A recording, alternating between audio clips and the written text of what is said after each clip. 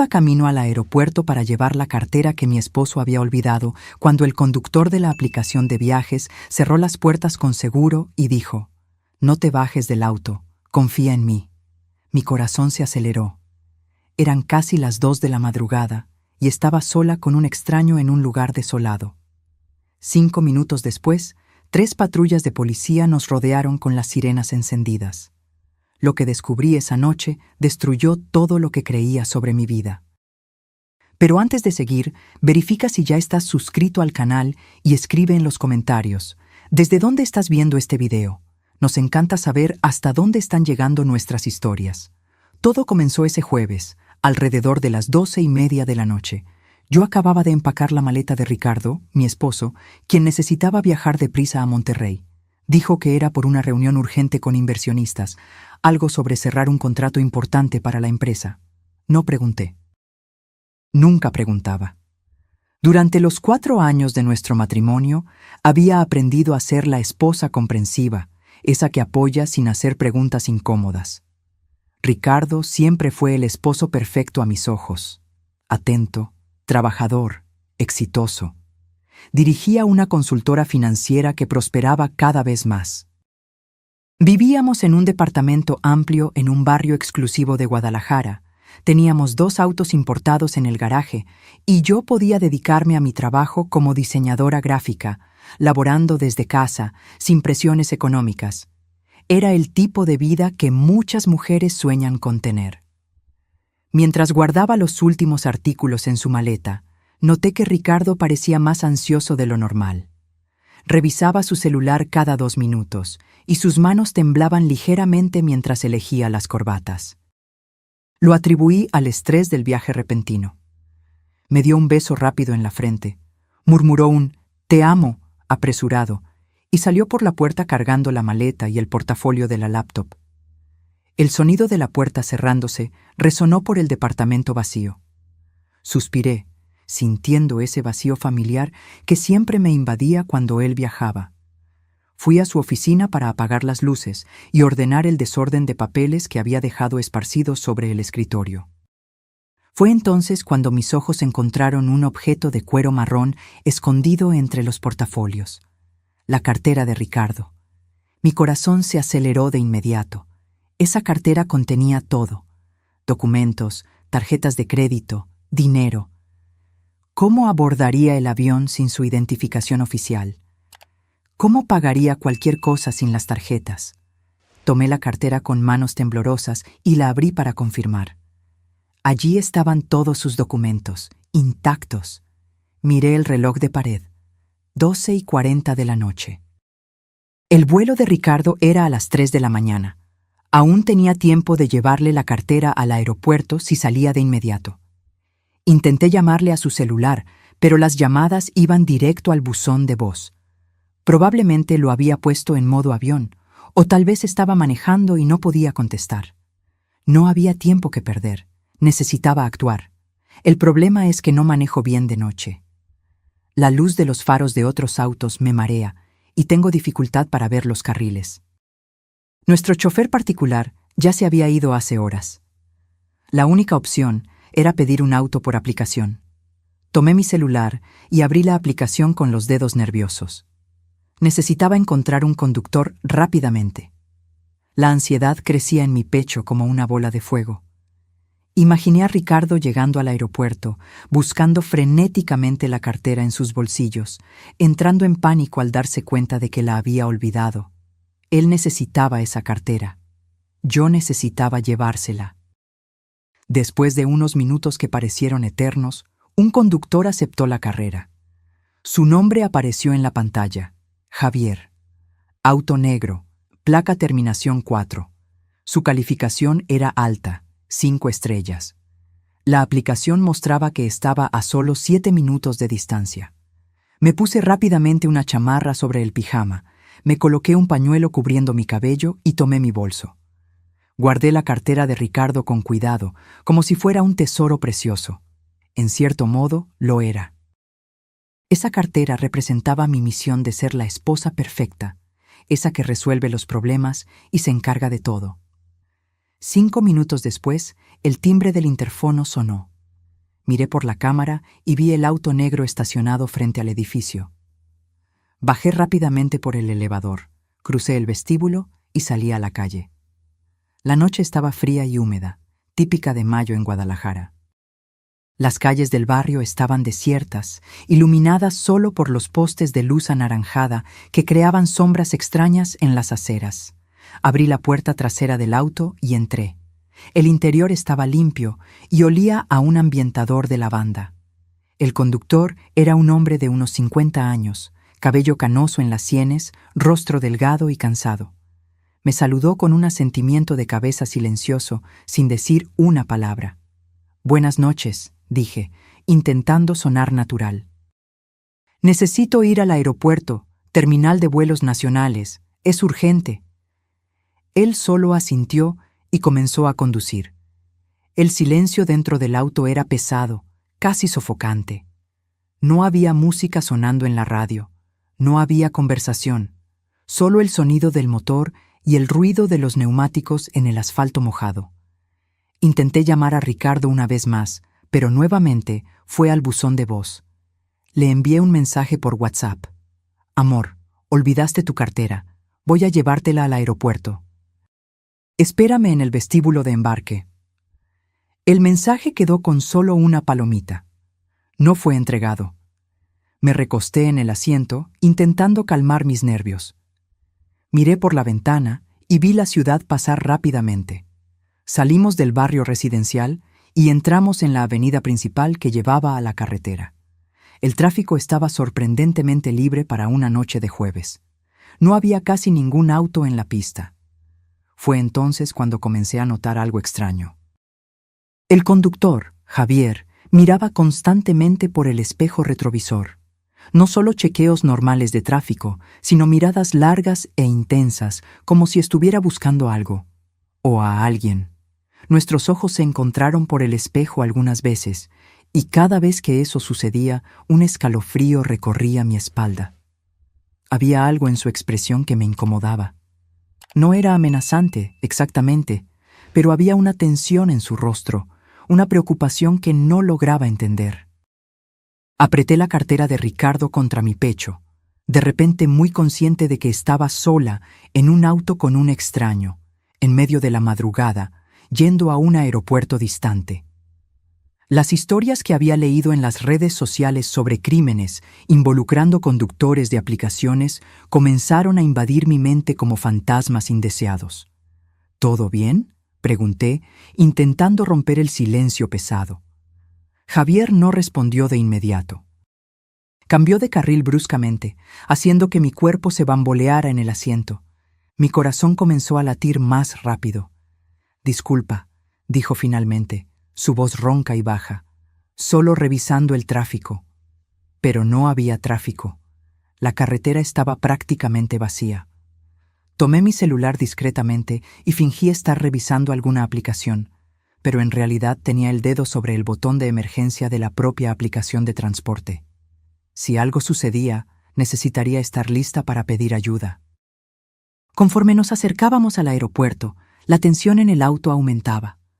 Javier continuaba mirando por los espejos obsesivamente, y ahora podía ver gotas de sudor en su frente, a pesar de tener el aire acondicionado encendido. Sus manos apretaban el volante con tanta fuerza que los nudillos estaban blancos. Algo andaba mal, muy mal. Las luces del aeropuerto comenzaron a aparecer a la distancia, un brillo artificial contra el cielo negro de la madrugada. Normalmente, esa visión me traería alivio, pero esa noche solo intensificó mi miedo, porque en lugar de ir directo a la terminal principal de embarque, bien iluminada y llena de movimiento, Javier comenzó a desviar el auto hacia un área lateral más oscura. «Espera», dije, mi voz saliendo más aguda de lo normal. «El embarque nacional es por allí, en esa dirección». «Lo sé», respondió, pero no cambió de dirección. El pánico comenzó a apoderarse de mí. Mi mano apretó el celular con fuerza, lista para activar la alarma de emergencia. Miré alrededor buscando posibles salidas, calculando si lograría abrir la puerta y saltar del auto en movimiento. Javier condujo hasta un área de descenso menos concurrida, lejos de las puertas principales. Había solo algunos postes de luz funcionando, creando manchas de oscuridad entre los círculos de iluminación tenue. No había guardias de seguridad a la vista, no había otros autos. Solo nosotros dos y la oscuridad amenazante. El auto comenzó a desacelerar. Mi corazón estaba latiendo tan fuerte que podía escucharlo en mis oídos. Puse la mano en la manija de la puerta, lista para salir corriendo tan pronto como el auto se detuviera. Pero cuando intenté abrir, la puerta no se movió. Estaba con seguro. Los seguros de seguridad habían sido activados por el conductor. Estaba atrapada. El pánico explotó en mi pecho como una bomba. Jalé la manija con fuerza, 1, 2, 3 veces, pero la puerta permanecía firmemente cerrada. Intenté la otra puerta del lado opuesto, estirando mi cuerpo desesperadamente, pero también estaba asegurada. Todas las puertas estaban cerradas. Estaba completamente atrapada dentro de ese auto con un extraño, en un lugar desolado, en medio de la madrugada. ¿Por qué cerraste las puertas? Mi voz salió temblorosa, casi un grito. ¡Ábrelas! ¡Abre ahora! Javier no se giró. Sus manos seguían apretando el volante, y él mantenía los ojos fijos en el área oscura frente a nosotros. El sudor ahora le escurría abiertamente por el rostro, bajando por las sienes. «No te bajes aquí», dijo, su voz baja pero urgente. «Por favor, confía en mí». ¿Confiar en ti? Estaba casi histérica ahora. «Me encerraste en el auto. Déjame salir. ¡Auxilio!». Comencé a golpear la ventana, intentando llamar la atención de alguien, de cualquier persona que pudiera estar pasando. Pero el área estaba completamente desierta. Tomé mi celular con las manos temblorosas, lista para llamar a la policía. «Escucha». Javier finalmente se giró hacia mí y pude ver el terror genuino en sus ojos. «No voy a hacerte daño, pero si te sales de este auto ahora, algo muy malo te va a pasar. Necesitas confiar en mí, por favor». «¿Por qué?», grité. «¿Por qué no puedo salir? ¿Qué está pasando?». «Lo sabrás en 5 minutos», respondió, girándose de nuevo hacia el frente. 5 minutos. «Es todo lo que pido. Quédate en el auto por 5 minutos». Las lágrimas comenzaron a escurrir por mi rostro. Mi mente iba a 1000 direcciones diferentes. ¿Estaba siendo secuestrada? ¿Me estaba llevando a algún lugar? ¿Pero por qué? No era rica, no venía de una familia importante. No tenía sentido. Miré alrededor desesperadamente, buscando algo que pudiera usar como arma. Mi bolso estaba a mi lado.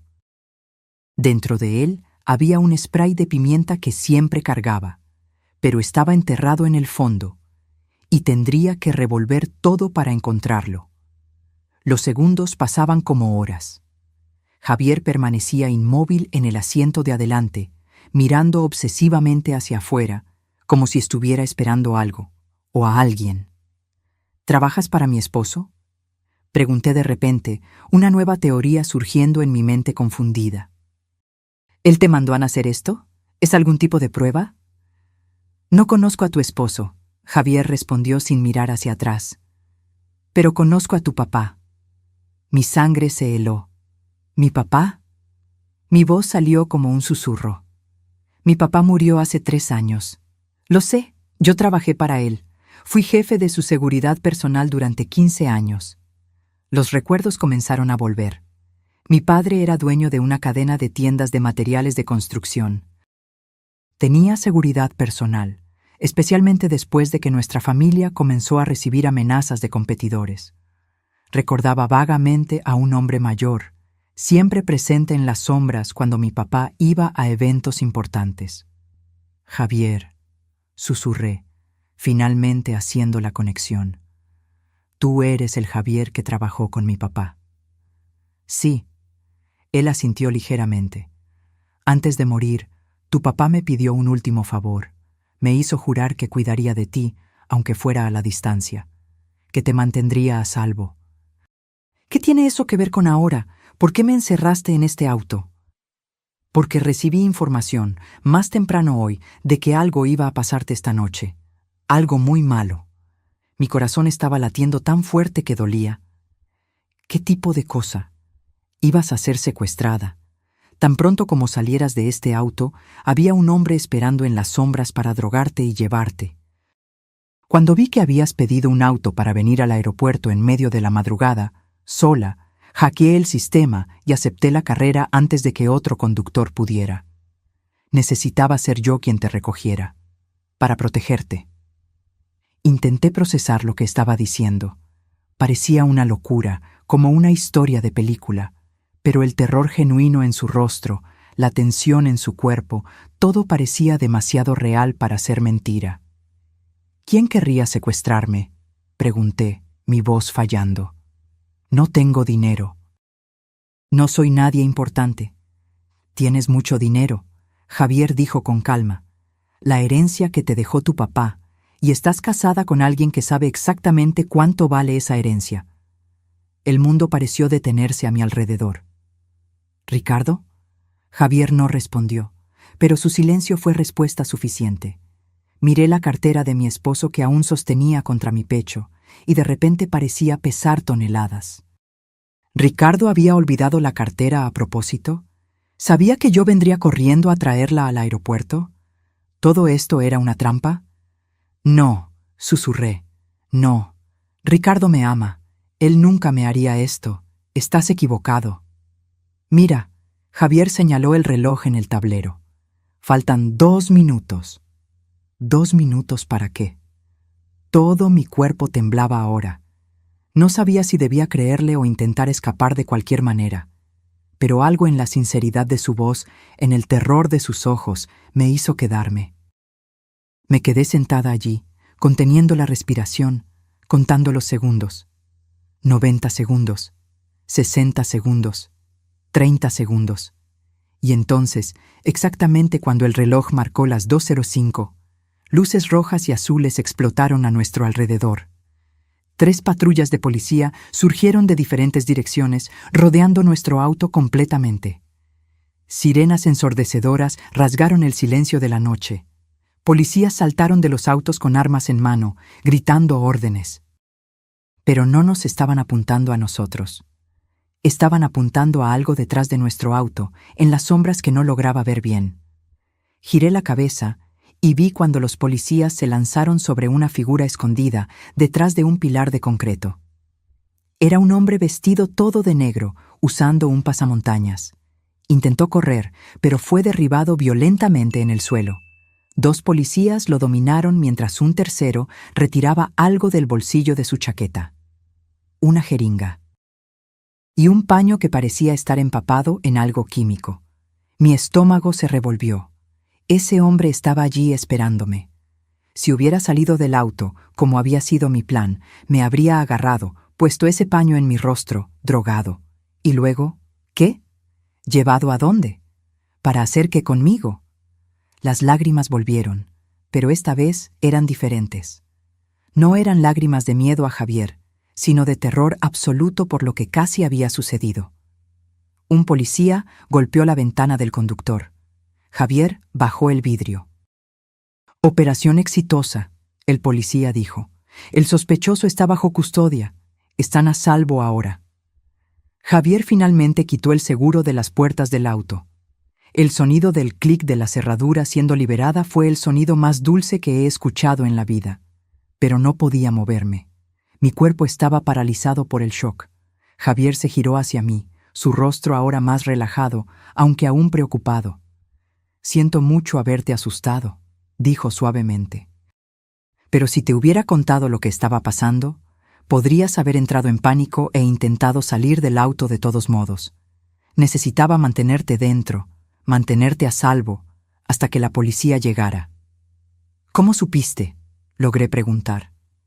«¿Cómo sabías que esto iba a suceder?» «Tengo contactos, personas que me deben favores del tiempo en que trabajé con tu papá. Una de esas personas escuchó conversaciones, vio mensajes. Me avisó que un secuestro estaba siendo planeado para esta noche, en el aeropuerto, que tú serías la víctima». «¿Pero quién?». Estaba empezando a entrar en shock. ¿Quién planeó esto? Javier dudó. Su expresión se puso aún más seria. Necesito mostrarte algo, dijo lentamente. Pero tienes que estar preparada. Lo que vas a ver te va a doler mucho más que lo que acaba de pasar. Tomó una tableta que estaba en el asiento del pasajero y me la entregó. En la pantalla había una serie de fotos. Fotos de vigilancia, tomadas de lejos, pero lo suficientemente nítidas para que yo reconociera perfectamente a quién estaba en ellas. Ricardo, mi esposo. Pero no estaba solo. En las fotos, Ricardo estaba abrazado con una mujer que yo conocía muy bien. Alejandra, mi mejor amiga desde la universidad. La misma Alejandra que fue madrina de nuestra boda. La misma Alejandra que venía a cenar a nuestra casa todas las semanas. En las fotos se besaban, se abrazaban. Entraban juntos a hoteles. La última foto mostraba a los dos en el aeropuerto, no en la terminal nacional donde Ricardo debería estar, sino en la terminal internacional. Y no estaban embarcando hacia Monterrey, estaban embarcando hacia Madrid, con 2 maletas grandes, maletas de quien no planea volver. No puedo describir exactamente lo que sentí en ese momento. No fue rabia, no fue tristeza. Fue como si algo dentro de mí simplemente se desintegrara. Como si todos los últimos 4 años de mi vida fueran una mentira tan grande que mi cerebro no podía procesar la verdad. Mis manos temblaban tanto que casi dejo caer la tableta. Seguí pasando las fotos, una tras otra, como si estuviera viendo una película de terror que no podía apagar. Había docenas de ellas, fotos de citas románticas, fotos de besos apasionados, fotos de ellos entrando y saliendo de apartamentos que yo no conocía. La última foto tenía una fecha y hora en la esquina inferior. Había sido tomada hace menos de 3 horas en el mostrador de registro del aeropuerto internacional. No, susurré, mi voz quebrándose. No, no, no. Pero las fotos no mentían. La realidad estaba allí, capturada en píxeles nítidos y crueles. Hay más, Javier dijo, su voz cargada de pena. Tomó la tableta de vuelta y abrió una carpeta diferente. Información financiera. Documentos que conseguimos a través de un investigador privado que contraté hace 2 semanas, cuando comencé a sospechar. En la pantalla aparecieron extractos bancarios. Mis extractos bancarios. De la cuenta conjunta que compartía con Ricardo, pero que rara vez revisaba porque confiaba completamente en él. Él se encargaba de las finanzas de la casa, de las inversiones, de todo. Transferencias enormes. Cientos de miles de pesos mexicanos siendo movidos sistemáticamente de la cuenta conjunta a una cuenta que yo no reconocía. Una cuenta en el extranjero. Las transferencias habían estado sucediendo por más de 1 año. Te estaba robando, Javier explicó. Sistemáticamente. Tenía acceso a la herencia que te dejó tu papá porque pusiste todo en cuenta conjunta cuando te casaste. Pensaste que estabas siendo una esposa moderna y confiada, pero él estaba esperando exactamente eso. Las lágrimas escurrían libremente ahora. Sollozaba, abrazando mi propio cuerpo, balanceándome hacia adelante y hacia atrás en el asiento trasero del auto. Pero el dinero no fue suficiente. Javier continuó, implacable. Era mejor que lo supiera todo de una vez, como arrancar una curita. Hay algo más. Abrió otro documento. Era una póliza de seguro de vida, una póliza masiva, de 5 millones de pesos, conmigo como asegurada y Ricardo como único beneficiario. La póliza había sido abierta hace 6 meses. Yo ni siquiera sabía de su existencia. ¿Cómo logró hacer eso sin mi firma? Pregunté, mi voz saliendo extraña, distante, como si no fuera mía. Tú firmaste, Javier dijo suavemente. ¿Recuerdas esa vez, hace unos meses, cuando Ricardo te pidió que firmaras unos papeles del contador? ¿Dijo que era la declaración de impuestos? Lo recordaba. Había sido un sábado por la mañana. Ricardo había traído una pila de papeles para que yo firmara. Yo tenía prisa, preparando el almuerzo, y él me estuvo apurando. diciendo que el contador necesitaba los documentos urgentemente. Firmé todo, sin leer. Confiaba en él. ¿Por qué leería? En medio de esos papeles estaba la póliza de seguro, Javier explicó, y junto con ella un poder notarial dándole a Ricardo facultades completas sobre todos tus bienes, incluyendo las propiedades que heredaste de tu papá. Estaba mareada, literalmente mareada. Abrí la puerta del auto que ahora estaba sin seguro y vomité en la calle, mi cuerpo rechazando físicamente esa horrible realidad. Cuando terminé, me limpié la boca con el dorso de la mano y me recosté en el asiento, sintiéndome completamente vacía. Entonces el plan era matarme, dije, no como una pregunta, sino como una constatación. El secuestro de esta noche iban a matarme.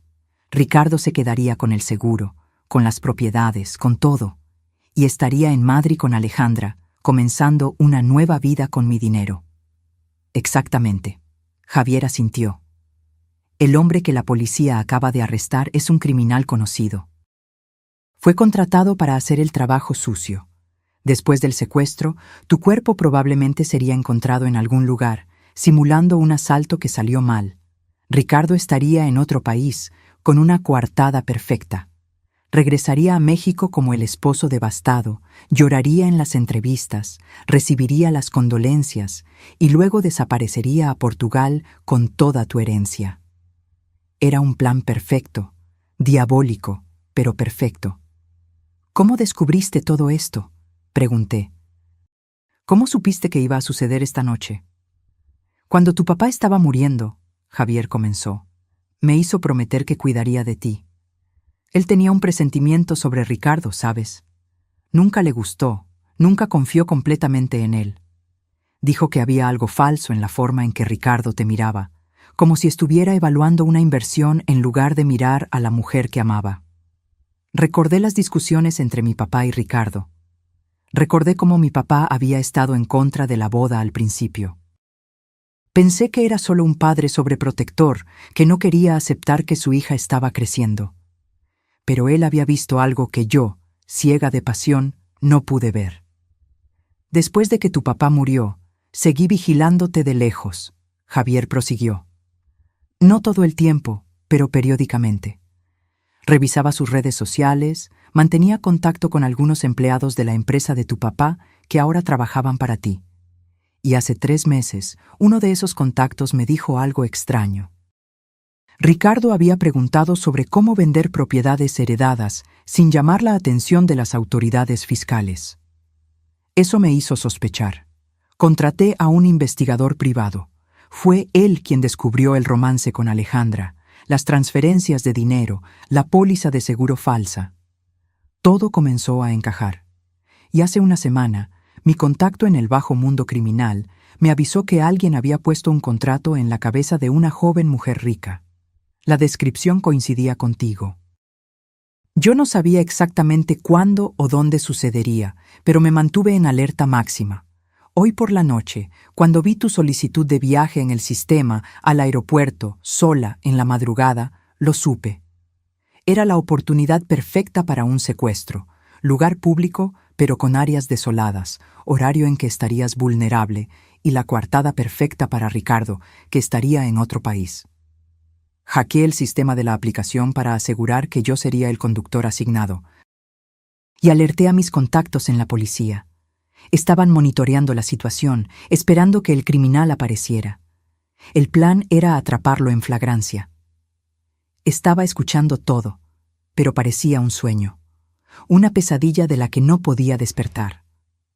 La cartera, dije de repente, mirando el objeto maldito que aún estaba a mi lado en el asiento. Dejó la cartera a propósito, ¿verdad? Sí, era el anzuelo. Él sabía que tú eres el tipo de persona que saldría en medio de la noche para ayudarlo. Contaba con eso, con tu bondad, tu dedicación, tu amor por él. Cada palabra era una puñalada en mi corazón ya destrozado. Tomé la cartera con manos temblorosas. Por primera vez, la examiné de verdad. Abrí todos los compartimentos. Y fue entonces cuando encontré Un trozo de papel doblado, escondido detrás de las tarjetas de crédito. Cuando abrí el papel, vi que era una copia de otro documento, una escritura. Transfiriendo la propiedad principal de mi herencia, el edificio comercial en el centro de Guadalajara que valía millones, al nombre de Ricardo. Y justo abajo, una firma, mi firma. Pero yo nunca había firmado eso. Falsificación, Javier dijo, mirando por encima del asiento. Con el poder notarial que firmaste sin saber, él puede haber falsificado otras firmas también.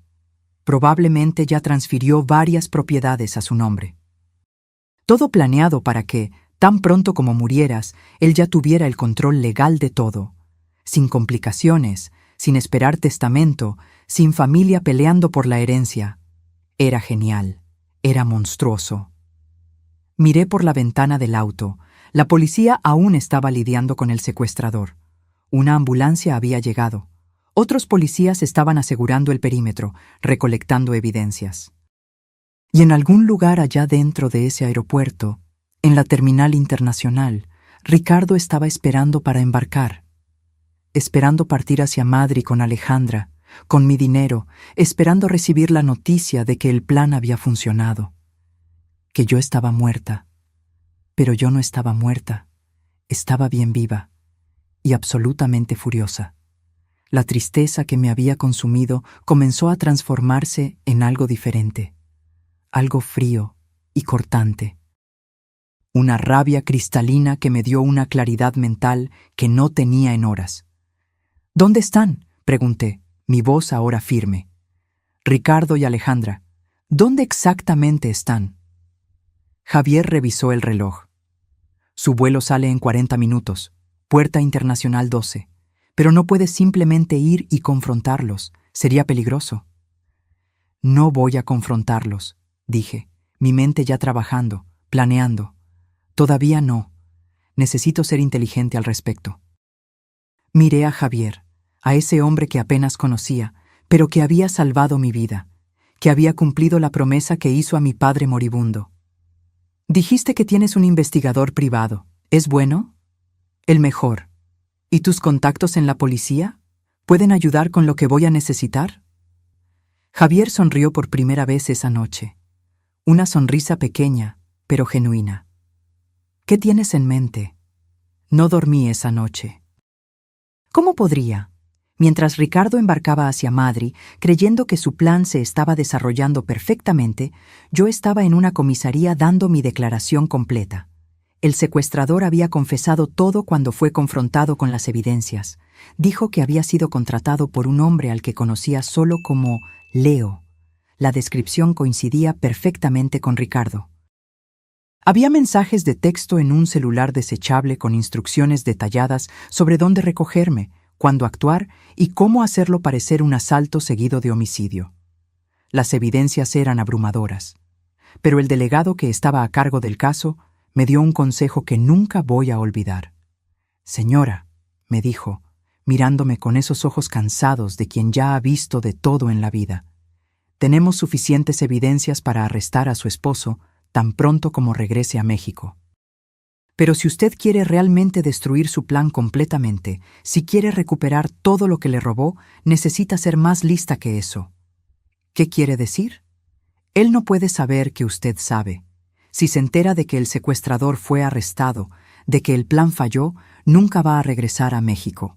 Se quedará en Portugal o huirá a otro país sin extradición. Y aunque logremos arrestarlo eventualmente, el dinero que transfirió a cuentas offshore será casi imposible de recuperar. Entendí lo que estaba diciendo.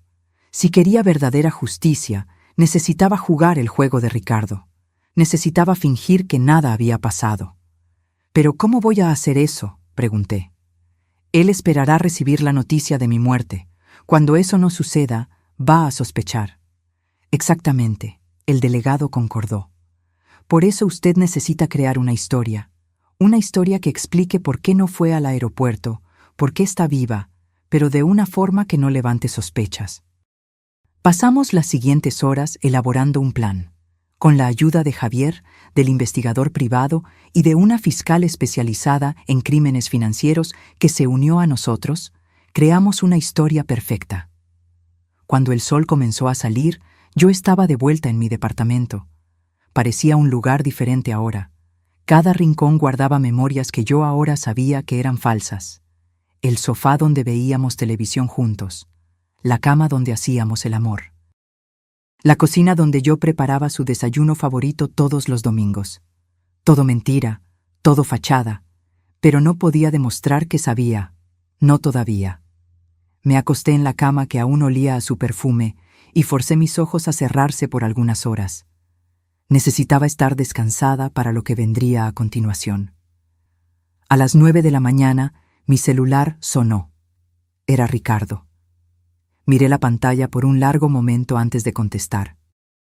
Mi mano temblaba, pero respiré hondo, puse mi mejor máscara de esposa amorosa y contesté. Amor. Su voz sonó falsamente animada. ¿Estás bien? Intenté llamarte anoche varias veces. Hola, mi vida, respondí, forzando un tono somnoliento. Disculpa, me dormí temprano y dejé el celular en silencio. Estaba tan cansada. Hubo una pausa del otro lado. Una pausa que duró solo 2 segundos, pero que pareció una eternidad. Él estaba confundido. Yo debería estar muerta. ¿Por qué estaba contestando el teléfono normalmente, hablando de haberme dormido temprano? Ah, dijo finalmente. ¿Entonces no fuiste al aeropuerto? ¿Aeropuerto? ¿Por qué iría al aeropuerto? Otra pausa, más larga esta vez. Tu cartera, dije, siguiendo el guión que habíamos preparado. Olvidaste tu cartera aquí en casa. Iba a llevártela al aeropuerto, pero cuando me estaba arreglando para salir, me dio una jaqueca horrible, de esas muy fuertes. Tomé una pastilla y me desmayé en el sofá. Apenas me desperté. Disculpa, amor, ¿lograste embarcar sin la cartera? Podía escuchar a Ricardo respirando del otro lado. Estaba intentando procesar la información, intentando entender qué había salido mal con su plan perfecto. Sí, logré, mintió. Claro que había logrado embarcar. Tenía sus documentos reales con él. La cartera olvidada era solo anzuelo. Tenía una copia de mi identificación en la maleta. Todo salió bien. ¡Qué bueno!, fingí alivio. Estaba tan preocupada. ¿Cómo va la reunión? Genial, genial, mintió nuevamente. Debe durar unos días más de lo que pensaba. Tal vez una semana. ¿Estarás bien sola? Una semana. Tiempo suficiente para que él descubriera que su plan había fallado. Tiempo para que él y Alejandra elaboraran un nuevo plan, o simplemente desaparecieran. Claro, amor, sabes que sí. Solo cuídate y mándame mensaje todos los días, ¿ok? Ok, te amo. Las palabras salieron de su boca con tanta facilidad. Te amo. ¿Cómo podía decir eso sabiendo que había contratado a alguien para matarme? Yo también, respondí, casi ahogándome con las palabras. Colgué e inmediatamente dejé caer el teléfono al suelo. Corrí al baño y vomité de nuevo. No había nada en mi estómago para salir, pero mi cuerpo seguía contrayéndose, intentando expulsar el asco que sentía. Después de que me recompuse, llamé a Javier. Llamó, relaté. Se creyó la historia, pero dijo que se quedará fuera una semana. Perfecto, Javier respondió. Eso nos da tiempo. El investigador ya está rastreando sus movimientos bancarios. Y tengo una buena noticia. Conseguimos una orden judicial para congelar sus cuentas offshore. El juez fue muy receptivo cuando mostré las evidencias del plan de homicidio. ¿Y Alejandra? Está con él en Madrid. Publicó una foto en Instagram hace una hora. Están en un hotel 5 estrellas. La subtituló Merecidas vacaciones. Javier no pudo ocultar el desprecio en su voz. Merecidas vacaciones. Con mi dinero. Celebrando lo que ella pensaba que era mi muerte. Quiero ver la foto, dije. No creo que sea una buena idea. Quiero ver. Javier suspiró, pero me envió el enlace. Abrí el Instagram de Alejandra con el corazón acelerado. Ahí estaba ella, en bikini, en una piscina lujosa con vista a la ciudad de Madrid, sonriendo ampliamente, radiante. Y al fondo, ligeramente desenfocado pero claramente visible, estaba Ricardo, también sonriendo, sosteniendo una copa de champaña. Los comentarios eran todos de amigas en común nuestras. ¡Qué increíble! Te lo mereces. Aprovecha muchísimo. ¡Qué envidia de la buena! Si ellas supieran. Pasé los días siguientes preparándome. El investigador privado trajo más información. Ricardo y Alejandra habían estado juntos por casi 2 años. Había comenzado en una fiesta de confraternización de la empresa donde Alejandra trabajaba, y Ricardo había ido como mi acompañante. Se habían conectado, intercambiado números, y el romance comenzó poco tiempo después. Las evidencias eran dolorosas de ver. Mensajes de texto apasionados, fotos íntimas, videos que me hicieron querer morir de vergüenza y rabia. Pero me forcé a ver todo. Necesitaba conocer la extensión completa de la traición. El investigador también descubrió que Ricardo tenía deudas, muchas deudas, apuestas en línea, malas inversiones, préstamos con usureros. Estaba ahogado en deudas que yo nunca supe que existían. Mi dinero no era solo avaricia, era necesidad. Necesitaba esos millones para pagar sus deudas y comenzar una vida nueva con Alejandra. ¿Cuánto debe?, pregunté. Casi 2 millones de pesos mexicanos, el investigador respondió. Y los usureros se están impacientando. Hay amenazas de muerte en los mensajes. Estaba desesperado. Por eso la sincronización del plan. No podía esperar más. Necesitaba el dinero del seguro y de las propiedades ahora, antes de que los usureros decidieran eliminarlo primero. ¿Y Alejandra sabía de todo esto? Toda conversación entre ellos está documentada. Sí, ella sabía. Incluso fue ella quien sugirió el plan del secuestro. Ella fue quien encontró al criminal a través de sus contactos. Ricardo era el cerebro financiero, pero Alejandra era la estratega. Mi mejor amiga, la mujer que yo consideraba una hermana, que había sido mi dama de honor, que yo había consolado cuando sus relaciones terminaban, que había pasado días festivos con mi familia. Ella había planeado mi muerte. En el 4.º día, Ricardo me llamó nuevamente. «Amor, tengo malas noticias», dijo, su voz perfectamente calibrada para sonar decepcionado. Las reuniones aquí van a demorar más de lo que pensé. Tal vez 2 semanas. ¿2 semanas? Fingí sorpresa. Vaya, ¿tanto tiempo así? Sí, la gente aquí es muy complicada, pero el contrato valdrá mucho la pena. Cuando regrese, vamos a hacer un viaje solo nosotros 2 para celebrar. ¿Qué te parece? Un viaje. Probablemente a algún lugar remoto donde sería fácil forjar un accidente. Pero yo seguí el juego. Me encantaría. ¿A dónde estás pensando? Dejaré que sea sorpresa, dijo, y podía escuchar la sonrisa venenosa en su voz. Después de colgar, me senté en el suelo de mi habitación y finalmente dejé que las lágrimas cayeran. Lloré por todas las mentiras, todas las traiciones, todos los momentos que pensé que eran reales, pero eran solo teatro. Lloré por la versión ingenua de mí misma que había muerto esa noche en el aeropuerto. Pero después de llorar, me levanté, me lavé la cara e hice algo que nunca había hecho antes en mi vida. Llamé a un abogado especializado en divorcios complicados y recuperación de bienes. Era hora de contraatacar. La abogada que Javier me recomendó era una mujer llamada Lic. Carmen Luna. Tenía cabello corto y canoso, lentes de armazón grueso y una mirada que parecía ver a través de las mentiras con la facilidad de quien lee un menú. En su oficina impecablemente organizada, revisó todos los documentos que el investigador había reunido. Es uno de los casos más claros de intento de homicidio por motivo financiero que he visto, dijo después de 1 hora analizando todo. Y tenemos algo que la mayoría de las víctimas no tiene: evidencias concretas antes de que el crimen fuera consumado. ¿Entonces puede ayudarme a recuperar todo?, pregunté. Más que eso, puedo ayudarla a asegurar que su esposo pase décadas en prisión. Y su amiga también. La palabra amiga todavía dolía cuando se aplicaba a Alejandra. ¿Cómo había sido tan ciega? Lic. Luna me explicó la estrategia legal. Primero, procesar a Ricardo por intento de homicidio, conspiración para cometer asesinato, falsificación de documentos y apropiación indebida. Simultáneamente, mover acciones civiles para recuperar todo el dinero que había transferido ilegalmente y anular todos los poderes notariales y documentos falsos. El tiempo es crucial, explicó. Necesitamos esperar el momento justo para actuar. Si lo hacemos muy pronto, puede huir a un país sin tratado de extradición.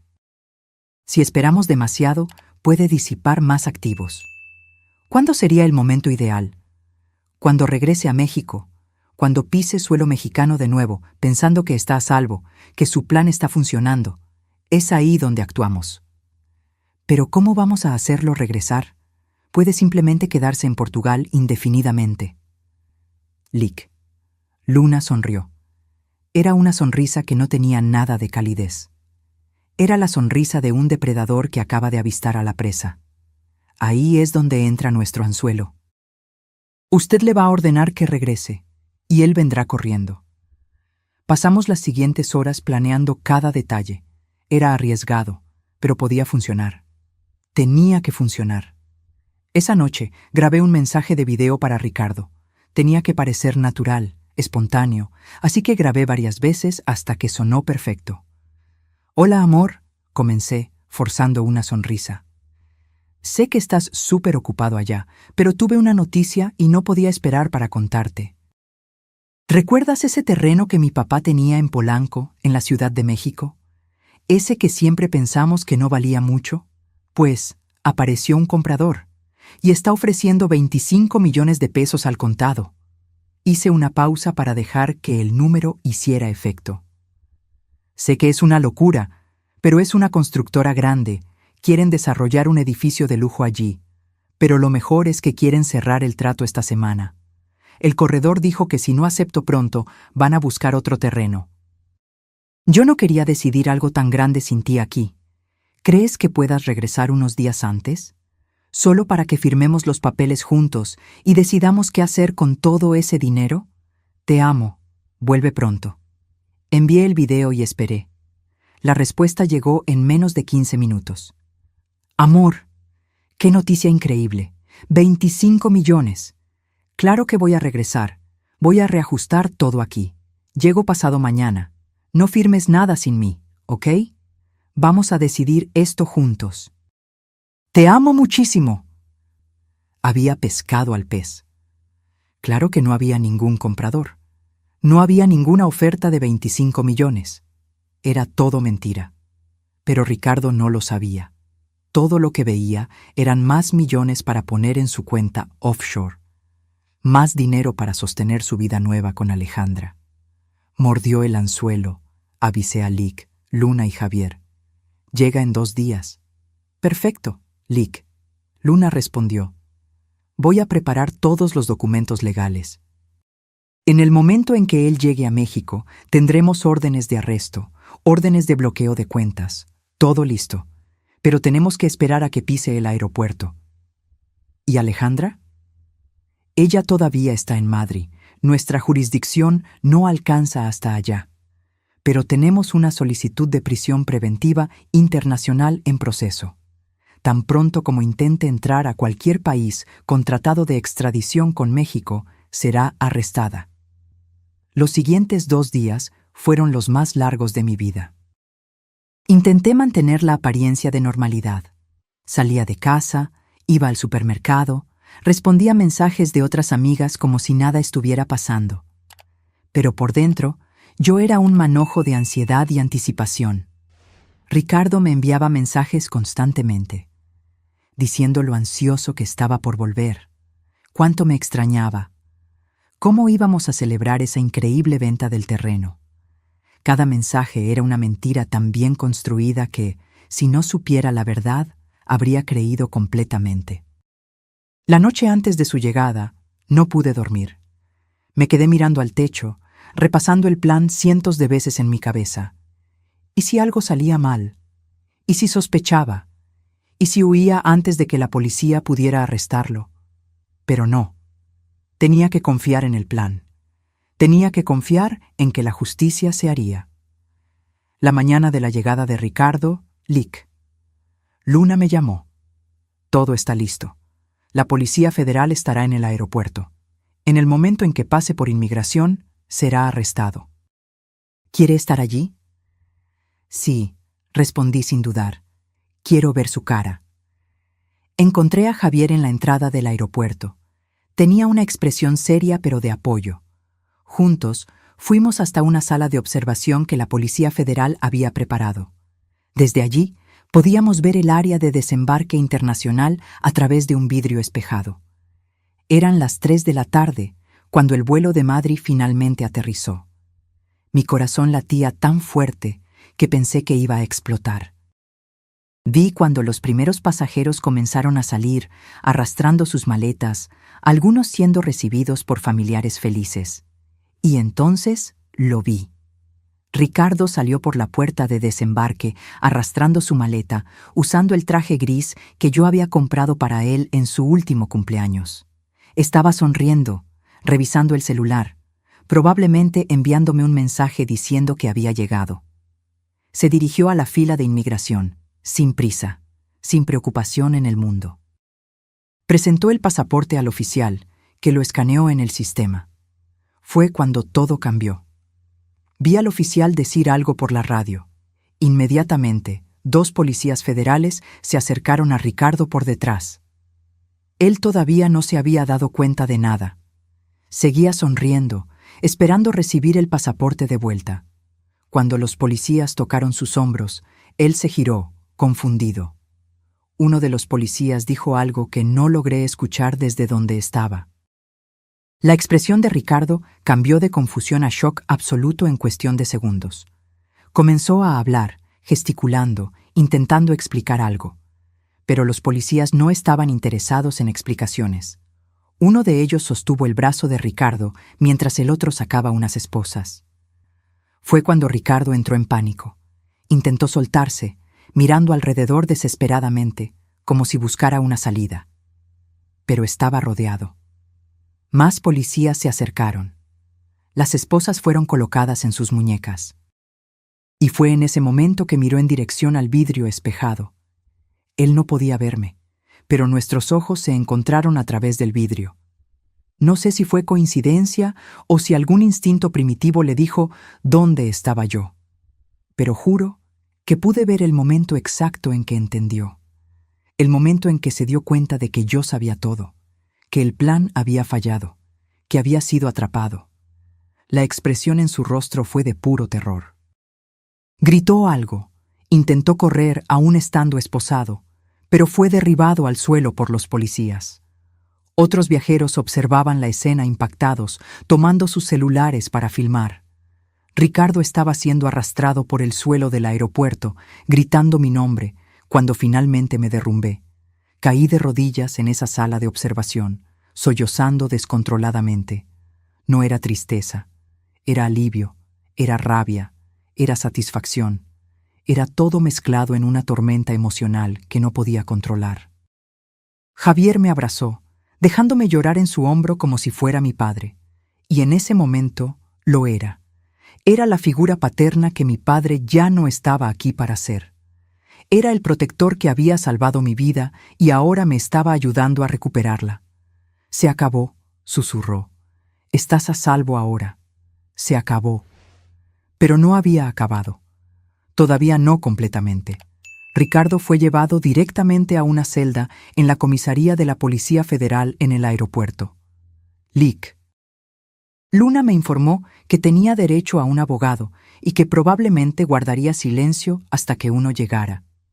Era el procedimiento estándar.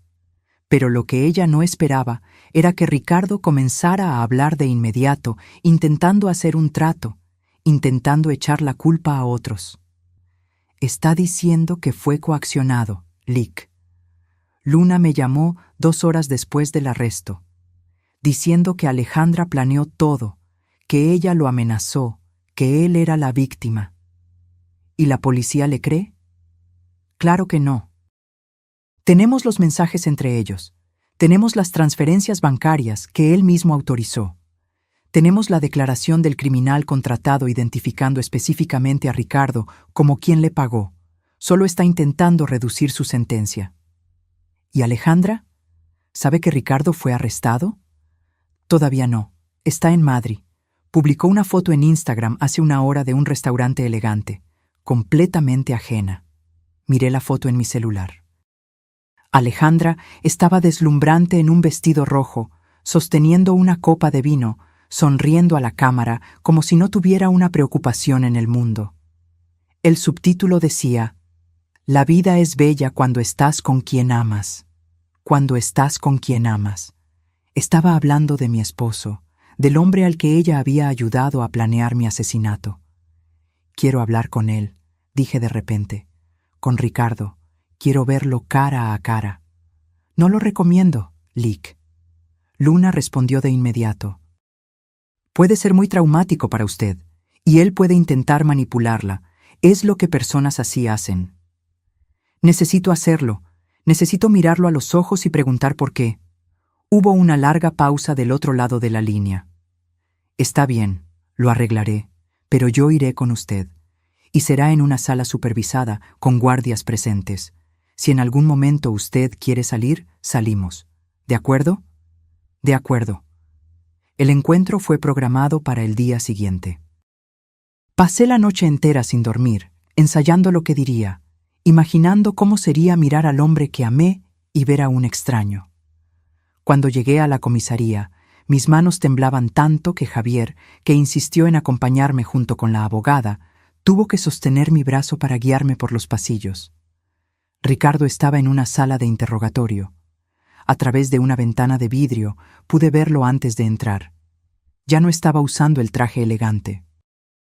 Había sido cambiado por un uniforme naranja de preso. Su rostro estaba pálido, ojeras profundas bajo los ojos. Parecía haber envejecido 10 años en 2 días. Cuando abrí la puerta y entré, él levantó la cabeza. Nuestros ojos se encontraron, y para mi sorpresa, comenzó a llorar. Amor, sollozó. Amor, lo siento mucho, yo no quería, no era para ser así. Me senté en la silla del otro lado de la mesa, manteniendo mi expresión neutra. Lick. Luna y Javier se quedaron de pie detrás de mí, una presencia silenciosa pero reconfortante. No me llames amor, dije, mi voz saliendo más fría de lo que esperaba. Perdiste el derecho de llamarme así cuando contrataste a alguien para matarme. No, no, él negó con la cabeza violentamente. Tú no entiendes. Yo nunca quise que te lastimaras, lo juro. Fue Alejandra, ella fue quien... No le eches la culpa a Alejandra, lo interrumpí. Vi los mensajes, todos ellos. Sé que tú estuviste involucrado en esto desde el principio. Ricardo se congeló. La máscara de arrepentimiento se deslizó un poco, y por un momento vi algo más oscuro en sus ojos. ¿Por qué?, pregunté, mi voz quebrándose. Yo te amaba, te habría dado cualquier cosa. Si hubieras necesitado dinero, te habría ayudado.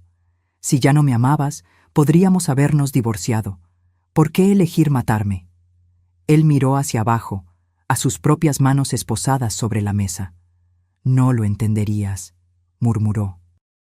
Hazme entender. Hubo un largo silencio. Cuando finalmente habló, su voz estaba diferente, más fría, más honesta, tal vez. Porque eras demasiado fácil, dijo. Confiabas en todo lo que yo decía. Firmabas todo lo que pedía. Nunca cuestionabas nada. Eras tan obediente, tan predecible. Y comencé a despreciarte por eso. Cada palabra era una puñalada, pero me forcé a permanecer impasible. Cuando conocí a Alejandra, ella era lo opuesto a ti. Era desafiante, lista, ambiciosa. Me hacía sentir vivo de una forma que tú nunca hiciste. Y sí, sé que suena cruel, pero preguntaste la verdad. ¿Y el dinero? Ricardo dio una sonrisa amarga. El dinero hacía todo posible. Yo tenía deudas, muchas deudas. Había hecho inversiones estúpidas, apostado en negocios que fracasaron. Los usureros me estaban persiguiendo. Necesitaba una salida. Y tú, con toda esa herencia de tu papá, eras la salida perfecta. Entonces me usaste desde el principio. No desde el principio, admitió.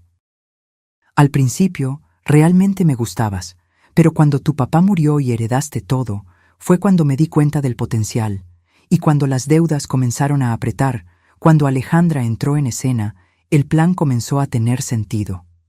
El plan de matarme. El plan de resolver todos mis problemas de una vez, corrigió, como si fueran lo mismo. Tú morirías pensando que eras amada. Alejandra y yo nos quedaríamos con el dinero para vivir la vida que merecíamos. Todos ganaban. Excepto yo, que estaría muerta. Ricardo se encogió de hombros. Realmente se encogió de hombros, como si mi muerte fuera un detalle menor en el gran esquema de las cosas. Fue en ese momento que cualquier vestigio de amor que todavía pudiera existir dentro de mí murió completamente. Ya no había dolor. Había solo un vacío frío donde antes había un corazón. Vas a pudrirte en la cárcel, dije con calma, y cada centavo que me robaste será devuelto. Cada propiedad que intentaste transferir ilegalmente volverá a mi nombre, y Alejandra se unirá a ti tras las rejas eventualmente. Alejandra está en Portugal. Ricardo dijo con una sonrisa presuntuosa. Nunca la van a atrapar.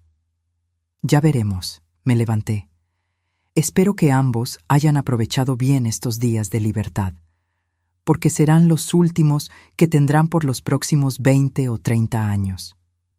Comencé a girarme para salir, pero Ricardo me llamó. «Espera». Me detuve, pero no me giré. «¿Vas a perdonarme algún día?», preguntó, y por primera vez desde que entré en la sala, su voz sonó genuinamente vulnerable. Me giré lentamente y lo miré una última vez. Perdonar significa que lo que hiciste tuvo algún valor, algún significado que vale la pena ser reconciliado. Pero lo que hiciste no tuvo valor alguno. Fue mezquino, cobarde y patético. Así que no, Ricardo, no voy a perdonarte. Simplemente voy a olvidarte. Como si nunca hubieras existido en mi vida. Salí de la sala sin mirar hacia atrás. En el pasillo, dejé que las lágrimas finalmente cayeran. Pero no eran lágrimas de tristeza. Eran lágrimas de clausura, de liberación. «¿Estás bien?», Javier preguntó, poniendo una mano protectora en mi hombro. «Sí», respondí, y me di cuenta de que era verdad. «Estoy bien. Por primera vez en días, estoy realmente bien». «Lick». Luna revisó su celular y sonrió. «Tengo buenas noticias. La Interpol aceptó nuestra solicitud. Hay una orden de arresto internacional contra Alejandra. Tan pronto como intente regresar a México o viajar a cualquier país europeo con tratado de extradición, será detenida». «¿Cuánto tiempo tiene de libertad?» «No mucho. Ya compró un boleto de vuelta a México para dentro de 3 días. Probablemente estaba planeando regresar cuando creyera que las cosas se habían calmado, fingir que no sabía nada sobre el plan de Ricardo. Y cuando sea arrestada, ¿enfrentará las mismas acusaciones que él? Exactamente. Conspiración para homicidio, participación en crimen planeado, complicidad. Ella puede recibir incluso más tiempo que Ricardo, porque las evidencias muestran que fue ella quien encontró al criminal contratado. 3 días después, recibí la llamada que estaba esperando. Alejandra había sido arrestada en el aeropuerto de Madrid cuando intentaba registrarse para su vuelo de vuelta a México. Las autoridades españolas ejecutaron la orden internacional y la transfirieron a una celda de detención hasta que los trámites de extradición fueran concluidos. Pero a diferencia de Ricardo, que intentó inmediatamente echarle la culpa a ella, Alejandra se quedó en silencio completo. No pidió abogado, no dio declaraciones, solo se quedó sentada en su celda, mirando a la pared. Los oficiales españoles dijeron que parecía estar en shock, como si no pudiera creer que había sido atrapada. En las semanas siguientes, mi vida se puso de cabeza. pero esta vez de una forma positiva, con la ayuda de Lick. Luna, logré anular todos los poderes notariales falsos y transferencias ilegales. Las cuentas offshore de Ricardo fueron localizadas y bloqueadas. El proceso de recuperación de los fondos sería largo, pero al menos estaba en curso. El departamento donde había vivido con Ricardo fue puesto en venta. Ya no podía pisar ese lugar sin sentir náuseas. Cada rincón guardaba memorias contaminadas por sus mentiras. Compré un departamento más pequeño, más acogedor, en otro barrio, un lugar que era solo mío, sin fantasmas del pasado. Javier siguió siendo una presencia constante en mi vida. Se convirtió en más que un protector. Se volvió un amigo verdadero, una figura paterna que mi padre ya no estaba aquí para ser. A veces cenábamos juntos y él me contaba historias sobre mi papá que yo nunca había escuchado. Me hacía sentir conectada con él nuevamente. Tu papá era un hombre muy sabio, Javier me dijo una noche durante una de esas cenas. Me dijo una vez que la confianza es la cosa más preciosa que podemos dar a alguien, pero también la más peligrosa, porque una vez rota, nunca vuelve a ser lo que era antes. Tenía razón, concordé. Confié demasiado. Fui ingenua. No, Javier negó con la cabeza. No fuiste ingenua. Fuiste bondadosa, generosa, amorosa. No dejes que la traición de una mala persona te transforme en alguien desconfiada y amargada. A tu papá no le gustaría eso. Sus palabras se quedaron conmigo. El juicio de Ricardo ocurrió 6 meses después de su arresto. La sala estaba llena, los medios de comunicación estaban presentes y yo estaba sentada en la primera fila, determinada a mirarlo a los ojos durante cada momento del proceso. Había perdido peso en la cárcel y su rostro estaba más delgado, más viejo. Su abogado intentó alegar que había sido coaccionado por Alejandra, que ella era la verdadera mente detrás de todo. Pero las evidencias eran irrefutables. Los mensajes de texto mostraban claramente que él era un participante activo y entusiasta del plan. Cuando fue mi turno de testificar, subí al estrado y relaté todo. La noche en el auto con Javier, el descubrimiento de las fotos, las mentiras, el miedo que sentí cuando pensé que iba a morir. Mi voz permaneció firme durante todo el testimonio, incluso cuando las lágrimas escurrían por mi rostro. Ricardo no me miró ni una sola vez durante mi testimonio.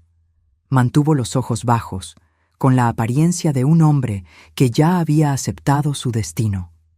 La sentencia fue de 25 años de prisión sin posibilidad de libertad condicional por 15 años, por intento de homicidio calificado, falsificación de documentos, apropiación indebida y una lista de otros crímenes.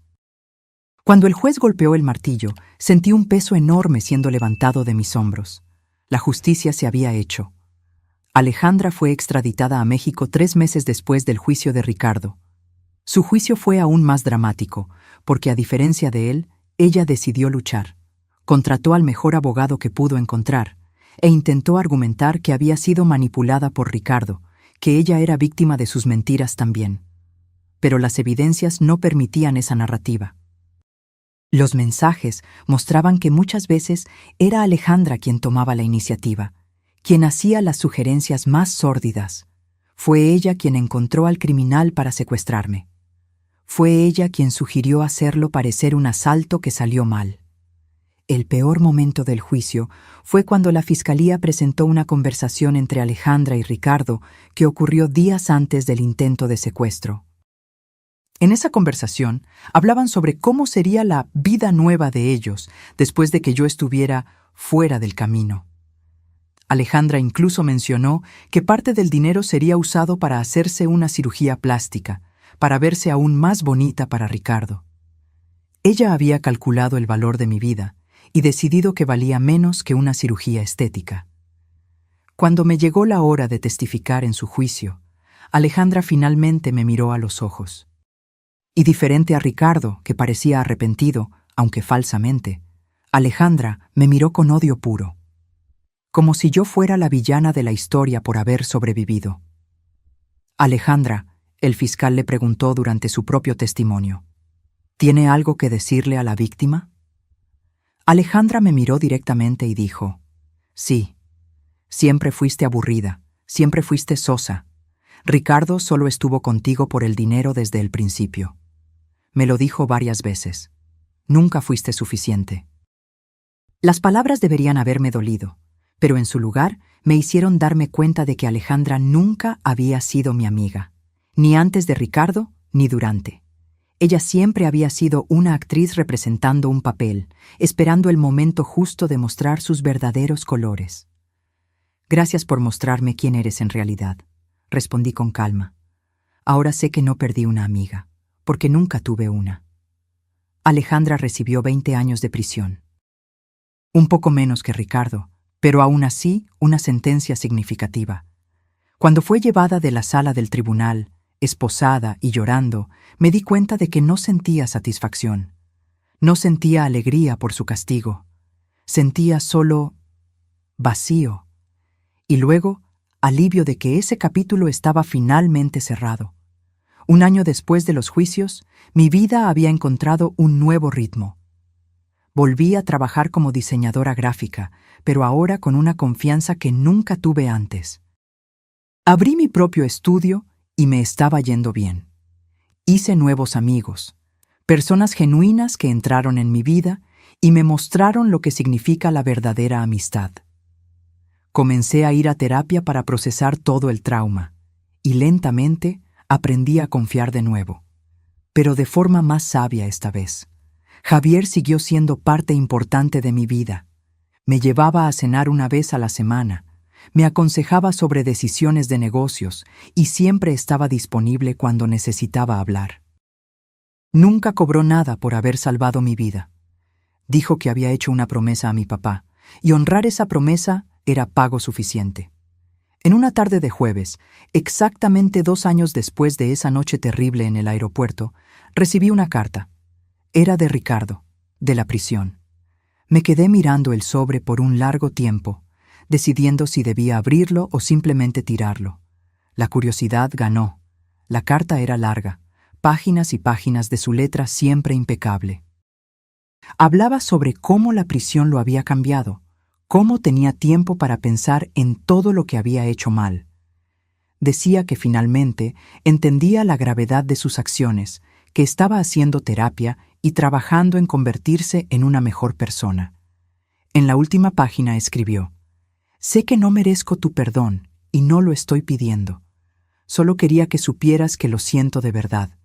Merecías amor verdadero, lealtad, respeto, y yo fallé en darte todo eso.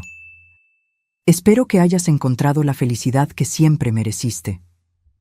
Doblé la carta de vuelta en el sobre. No voy a mentir, parte de mí se sintió conmovida por las palabras.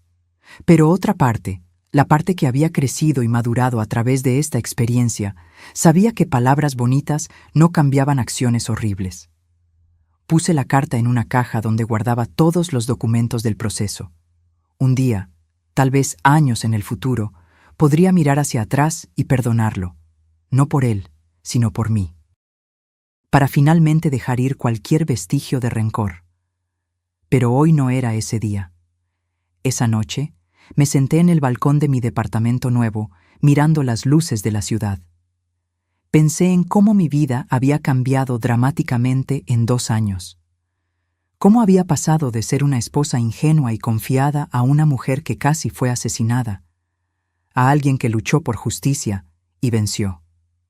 No era la jornada que yo habría elegido. Pero fue la jornada que me trajo hasta aquí, hasta esta versión de mí misma que era más fuerte, más sabia, más completa de lo que nunca había sido. Tomé mi celular y llamé a Javier. «Hola», dije cuando contestó. «Solo quería decir gracias, por todo, por salvar mi vida, por honrar la promesa que le hiciste a mi papá, por ser el héroe que yo no sabía que necesitaba». «Fue un honor», Javier respondió, su voz cálida y sincera. «Tu papá estaría muy orgulloso de la mujer en que te convertiste». «Sé que yo lo estoy». Después de colgar, me quedé mirando la noche por un tiempo más, y por primera vez en años me sentí completamente en paz. Los meses que siguieron trajeron transformaciones que nunca imaginé que fueran posibles. Mi estudio de diseño estaba creciendo. Había recibido contratos de grandes empresas que admiraban no solo mi trabajo, sino también mi historia de superación. Algunas revistas de negocios habían publicado artículos sobre mi jornada, retratándome como un ejemplo de resiliencia femenina. Al principio, había dudado en hacer pública mi historia. Era tan personal, tan dolorosa. Pero Luna me convenció de que compartirla podría ayudar a otras mujeres en situaciones similares, mujeres que tal vez no habían tenido la suerte de tener un Javier para salvarlas. Y ella tenía razón. Después de las primeras entrevistas, comencé a recibir mensajes de mujeres de todo el país. Algunas contando sus propias historias de traición y abuso financiero. Otras pidiendo consejos sobre cómo identificar señales de alerta en relaciones. Algunas simplemente agradeciendo por haber tenido el coraje de hablar. Decidí usar mi experiencia para algo positivo. Con parte del dinero que recuperé de Ricardo, creé una fundación para ayudar a mujeres víctimas de violencia doméstica y abuso financiero. Ofrecíamos asistencia jurídica gratuita, ayuda psicológica y hasta refugio temporal para aquellas que necesitaban escapar de situaciones peligrosas. Javier se convirtió en consultor de seguridad de la fundación, entrenando a mujeres y sus hijos sobre cómo protegerse, cómo identificar situaciones de riesgo y qué hacer en casos de emergencia. En una de las charlas que di en la fundación, una joven de unos 25 años se me acercó después. Estaba llorando, pero eran lágrimas de esperanza. «Gracias», dijo, sosteniendo mis manos. «Mi historia es parecida a la tuya. Mi novio me ha manipulado financieramente por años. Creí que estaba sola, que solo me pasaba a mí. Pero al escucharte, me di cuenta de que no es mi culpa y que puedo escapar». En ese momento, todas las noches sin dormir, todos los momentos de dolor, todas las lágrimas que derramé, ganaron un nuevo significado.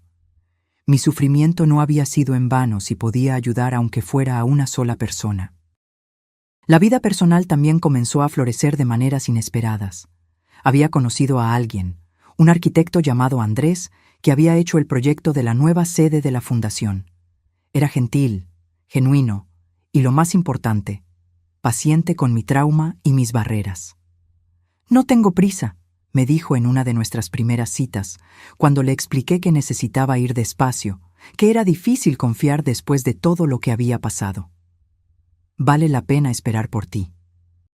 No era como había sido con Ricardo. No había esa pasión avasalladora y ciega, pero había algo mejor. Respeto mutuo, comunicación honesta y un crecimiento gradual de sentimientos que estaban basados en quienes realmente éramos, no en máscaras que usábamos. Andrés conocía toda mi historia. Yo había sido completamente honesta sobre lo que sucedió, sobre mis miedos e inseguridades. Y él nunca usó eso en mi contra, nunca me hizo sentir débil o rota. Al contrario, admiraba mi fuerza. «Sobreviviste a algo que habría destruido a la mayoría de las personas», me dijo una noche, mientras cenábamos en un restaurante acogedor.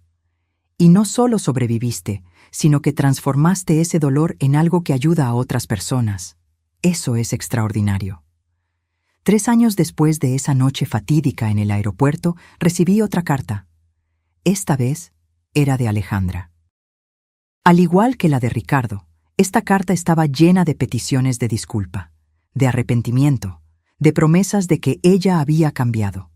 Pero a diferencia de la carta de Ricardo, que al menos sonaba sincera, la de Alejandra tenía un tono de manipulación que yo ahora podía identificar fácilmente. Escribía sobre cómo estaba sufriendo en la prisión, cómo las otras reclusas la trataban mal cuando descubrían lo que había hecho. Mencionaba problemas de salud que estaba desarrollando. Y luego, en la última página, hacía una petición. ¿Podría escribir una carta al juez pidiendo reducción de pena? Después de todo, habíamos sido mejores amigas una vez. Negué con la cabeza mientras leía. Alejandra seguía siendo Alejandra, siempre calculando, siempre intentando manipular, siempre creyendo que lágrimas e historias tristes le darían lo que quería. No respondí la carta. No era necesario. Alejandra había tomado sus decisiones y ahora necesitaba vivir con las consecuencias. Pero guardé la carta junto con la de Ricardo. No como recuerdo de dolor, sino como recordatorio de cuánto había crecido. De cómo ya no era aquella mujer que confiaba ciegamente, que no hacía preguntas, que ponía las necesidades de los demás antes que las suyas propias. En un domingo por la tarde, 4 años después de que todo hubiera sucedido, estaba en la cocina de mi departamento preparando el almuerzo. Andrés estaba en la sala montando un estante de libros que habíamos comprado. Música suave sonaba en el equipo y por la ventana podía ver el cielo azul sin nubes. Mi celular sonó. Era Javier. «Hola, querida», dijo, su voz sonando cansada. «Tengo una noticia». «¿Qué pasó?» «Ricardo intentó suicidarse en la prisión. Está en el hospital ahora, estable, pero fue serio». Mi corazón se apretó, no de amor o preocupación romántica, sino de una tristeza humana básica. Por mucho que me hubiera lastimado, escuchar que alguien había llegado a tal punto de desesperación era difícil. «¿Cómo te sientes al respecto?», Javier preguntó. Pensé por un momento antes de responder. «Triste», admití, «pero no culpable. Él tomó decisiones que lo llevaron hasta donde está, y espero que encuentre algo de paz eventualmente, sea como sea que eso suceda. Pero no es mi responsabilidad salvarlo, ya no». «Has crecido mucho», Javier dijo, y podía escuchar el orgullo en su voz. «Te has convertido exactamente en el tipo de mujer que tu papá soñó que serías. Fuerte, compasiva, pero con límites saludables».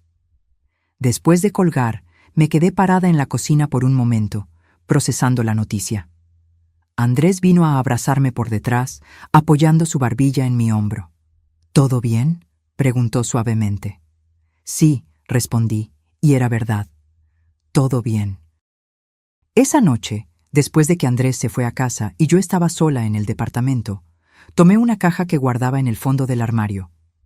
Era donde había puesto todo lo relacionado con Ricardo y Alejandra. Cartas, fotos de la boda, pequeños recuerdos de un tiempo que parecía pertenecer a otra vida. Llevé la caja al balcón y comencé a revisar cada artículo. Algunas fotos todavía me hacían sentir una punzada de dolor, recuerdos de momentos que yo pensaba que eran genuinos, pero eran solo teatro. Pero el dolor era distante ahora, como una cicatriz antigua que ya no duele. Tomé una última foto. Era de mi boda, Ricardo y yo cortando el pastel, sonriendo a la cámara. Alejandra estaba al fondo, aplaudiendo. Si miraba con atención ahora, lograba ver algo en sus ojos, un brillo que no era de felicidad por la amiga, sino tal vez de envidia o cálculo. ¿Cómo no lo había visto? ¿Cómo había sido tan ciega? Pero entonces recordé las palabras de Javier. No había sido ceguera, había sido bondad. Había sido amor y confianza, cosas que no son defectos. Las personas como Ricardo y Alejandra eran el problema, no personas como yo. Puse la foto de vuelta en la caja y por primera vez consideré seriamente deshacerme de todo. Ya no necesitaba guardar estas cosas. Ya no necesitaba las evidencias físicas de que aquello había sucedido. Estaba grabado en mi memoria, me había moldeado, pero ya no me definía. Decidí que a la semana siguiente llevaría la caja a un lugar de reciclaje. Era hora de dejar ir completamente.